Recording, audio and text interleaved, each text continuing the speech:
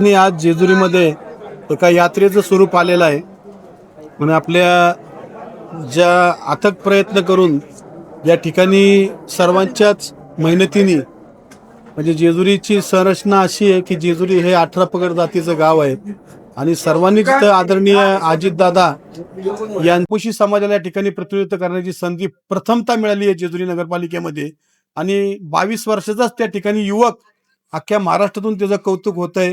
रोहित खोमने या ठिकाणी प्रचंड मताने निवडून आलेला आहे.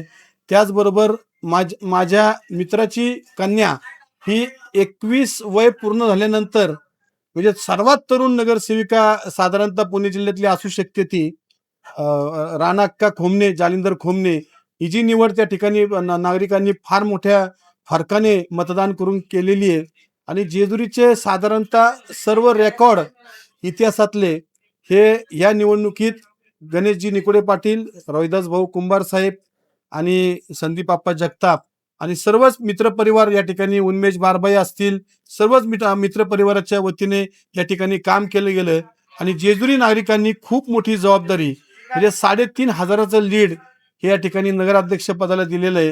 हे लीड एवढी मोठी जबाबदारी वाढलेली आहे की जेजुरीचे जे प्रलंबित प्रश्न आहेत भविष्य काळामध्ये ते प्रश्न सोडवणे याची जबाबदारी आम्ही जरी घेतलेली असली तरी त्या ठिकाणी वडिलकीच्या नात्याने उपमुख्यमंत्री आदरणीय अजितदादा पवार साहेब यांना सकाळीच मी सांगितलं की दादा मी चाललोय आणि आता खुर्चीवरती जेजुरीच्या बसू का?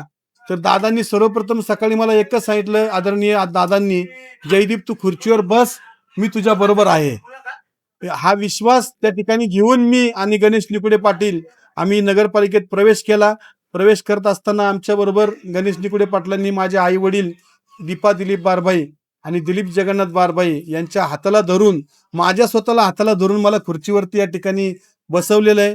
सार्थ अशा पद्धतीचं कामं आम्ही या ठिकाणी जेजुरी नगरपालिकेत करू आणि येणाऱ्या भविष्य काळात जनतेला मायबाप एवढंच मी मागतो की जर काय चुकलं त्या ठिकाणी तर मला माफ करा आणि थोडंसं सांभाळून घ्या.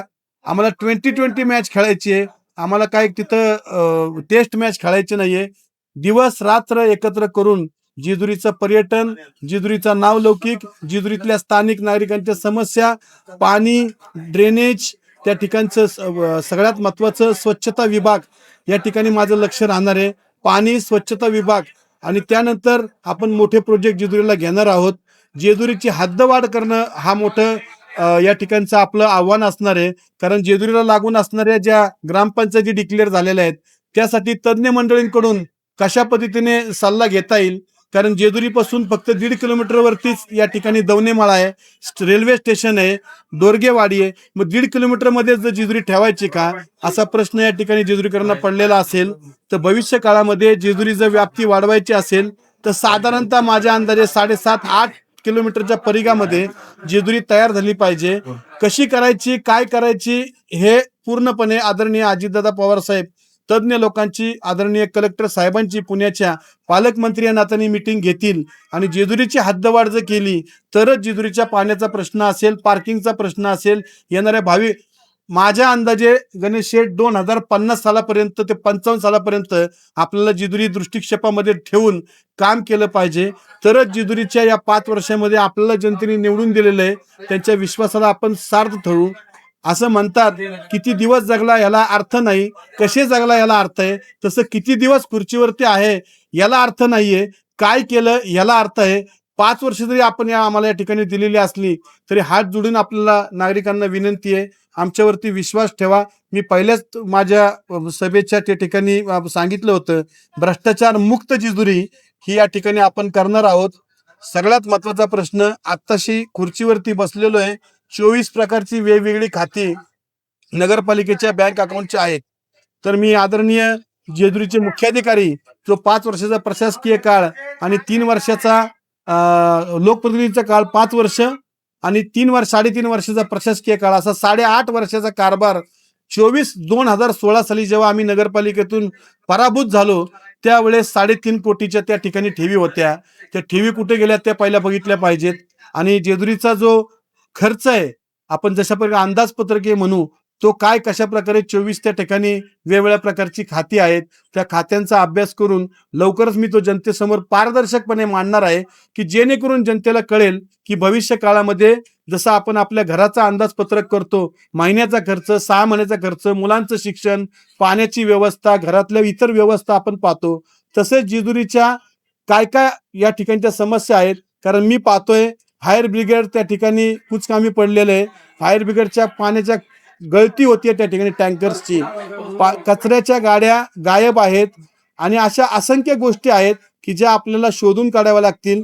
मी जनते अशा कुठल्या गोष्टींच्या भानगडीत पडणार नाही, परंतु नक्कीच पारदर्शकपणे जेजुरीचा कारभार चालला पाहिजे.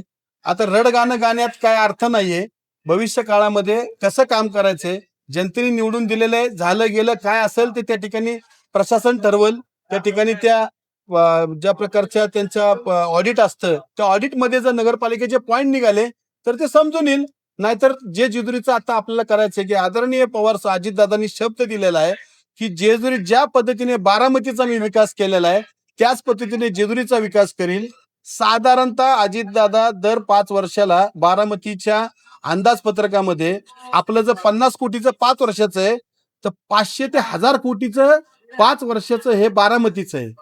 मी या ठिकाणी दादांना एवढं सांगेल त्यातलं 20% फक्त आम्हाला करा, म्हणजे जेणेकरून 100, 200, 500 कोटी जर जेजुरीला आले तर जेजुरीचा चांगला दादा विकास होईल. मी काल दादांचं एक पुस्तक वाचत होतो. त्या पुस्तकामध्ये दादांनी 50 प्रकारच्या वेगवेगळ्या इमारती बांधल्यात, वेगवेगळ्या इमारती बांधलेल्या आहेत. त्या ठिकाणी आता आपण पाहताय जेजुरीचं बऱ्याच ज्या मोठ्या ज्या जेजुरीतल्या सरकारी कार्यालय आहेत ते जेजुरीच्या बाहेर आहेत. नागरिकांच्या छोट्या छोट्या समस्या आहेत. त्या तुमचं तलाठी कार्यालय इथून 1.5 किलोमीटर वरती आहे, इथून 1.5 किलोमीटर वरती MSCB